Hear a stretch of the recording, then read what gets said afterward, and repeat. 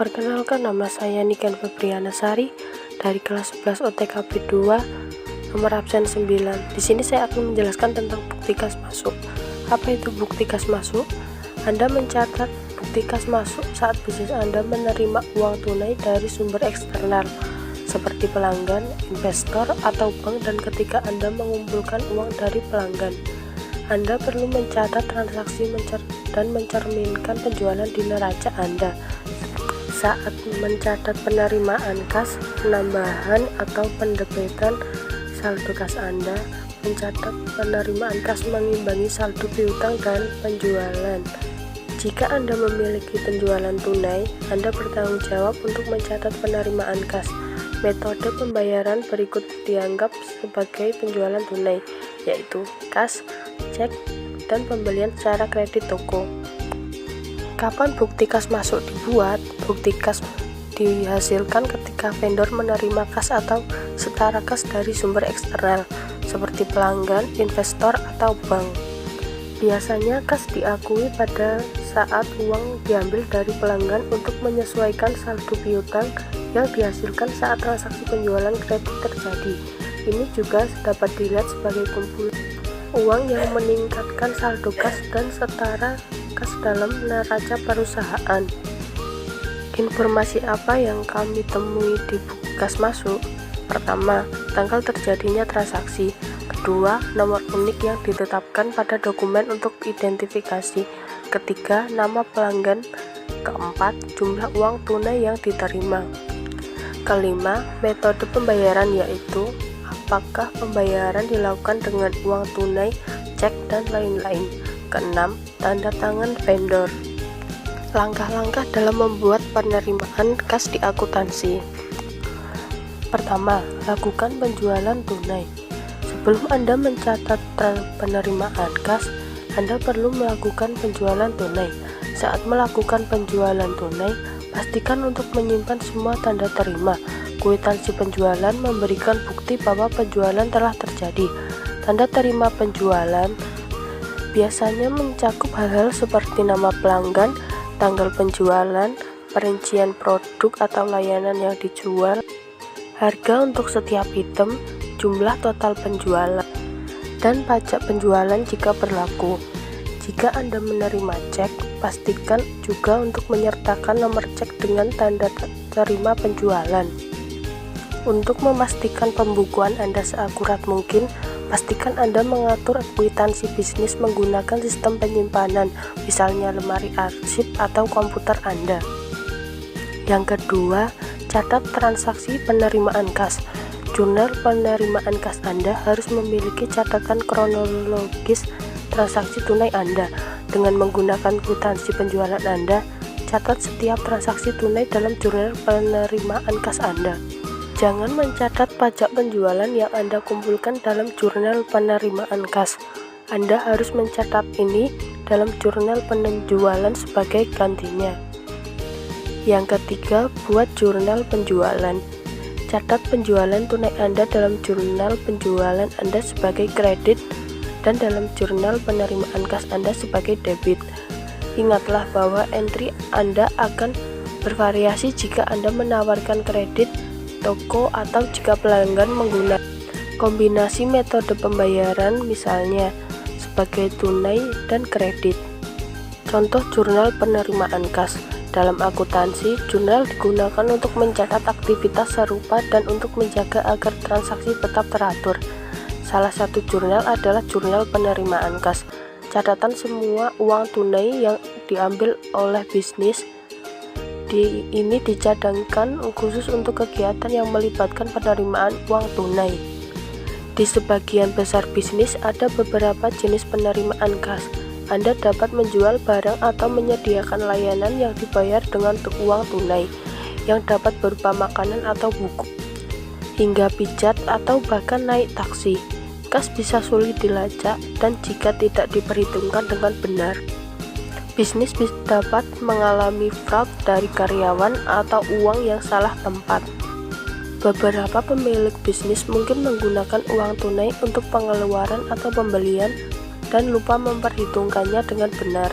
Ini bukan hanya praktik bisnis yang tidak tepat, tetapi juga menyebabkan masalah lain, seperti pelaporan pendapatan yang salah dan menciptakan banyak ketidakakuratan dalam catatan akuntansi bisnis. Menyimpan catatan yang akurat dan konsisten sangat penting, terutama dengan jurnal penerimaan kas. Dalam jurnal penerimaan kas ada entry debit dan kredit. Karena transaksi akuntansi harus selalu tetap seimbang, pasti ada transaksi yang berlawanan saat kas diposkan. Ketika uang kas salah satu akun lainnya, penjualan, piutang, persediaan, juga harus memiliki transaksi yang terdaftar. Ketika kas diterima, entry kas diposting sebagai debit. Untuk menyeimbangkan transaksi, kredit harus diposting. Sebuah entry debit menggunakan bahwa uang tunai meningkat. Entry kredit menunjukkan akun lain menurun. Tergantung pada kebutuhan perusahaan, format yang berbeda digunakan untuk jurnal penerimaan kas. Ini adalah contoh kolom. Fungsi setiap kolom dalam contoh yang ditunjukkan di atas diberikan sebagai berikut. Kolom tanggal digunakan untuk mencatat tanggal penerimaan uang tunai oleh bisnis. Kolom akun yang dikreditkan digunakan untuk memasukkan judul masing-masing akun yang menerima uang tunai. Kolom PR juga untuk menulis nomor rekening buku besar pada saat posting. Kolom kas digunakan untuk mencatat jumlah total kas yang diterima. Kolom diskon digunakan untuk mencatat jumlah potongan tunai yang diperbolehkan pada saat menerima uang tunai. Kolom penjualan digunakan untuk mencatat penjualan barang dagangan secara tunai. Kolom A atau CRA digunakan untuk mencatat penerimaan kas dari pelanggan. Kolom keterangan digunakan untuk mencatat kredit ke akun manapun yang tidak memiliki kolom khusus, misalnya penerimaan bunga, penerimaan uang tunai untuk pengembalian barang dagangan yang dibeli secara tunai, dan sebagainya. Ini adalah contoh kasusnya.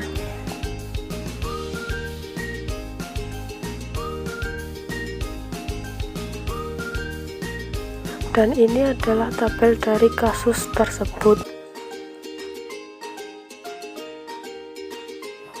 Memposting jurnal penerimaan kas ke akun buku besar.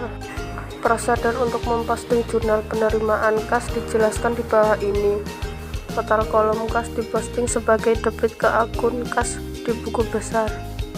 Total kolom penjualan diposting sebagai kredit ke akun penjualan di buku besar. Jumlah pada kolom piutang usaha merupakan kas yang diterima dari debitur. Jumlah ini diposting ke akun pelanggan individu dalam buku besar pembantu piutang usaha. Total kolom piutang dibukukan sebagai kredit ke akun piutang di buku besar. Setiap jumlah dalam kolom serba-serbi diposting sebagai kredit ke akun yang sesuai di buku besar. Total akun galanya tidak diposting. Tak satu pun dari jumlah individu dalam kolom kas dan penjualan diposting. Seperti jurnal lainnya, jurnal penerimaan kas diposting dalam 2 tahap.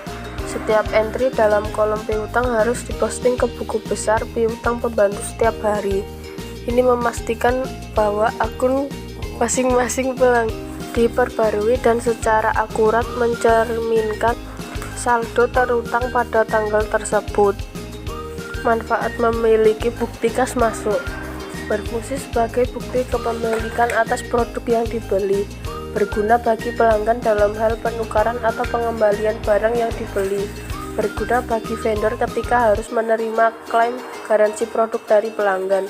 Manfaat penting dari penerimaan kas adalah kelengkapan pencatatan akuntansi yang mendukung adanya pencatatan transaksi.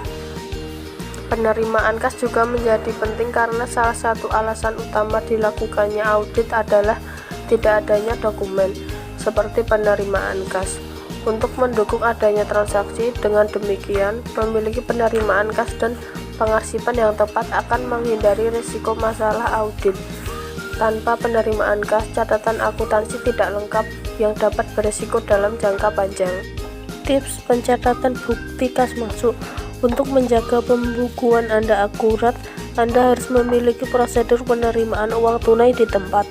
Proses penerimaan pencatatan bukti kas masuk Anda akan membantu Anda mengatur total penerimaan kas Anda, menghindari kesalahan akuntansi, dan memastikan Anda mencatat transaksi dengan benar.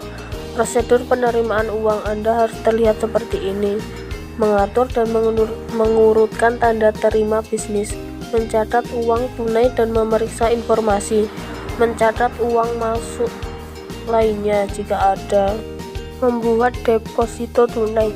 Dalam beberapa kasus Anda mungkin menerima cek atau pembayaran tunai dari pelanggan di kemudian hari. Dalam kasus ini Anda perlu entry jurnal terpisah untuk merekam informasi ini. Anda juga harus melacak bagaimana pembayaran ini berdampak pada faktur pelanggan dan kredit toko.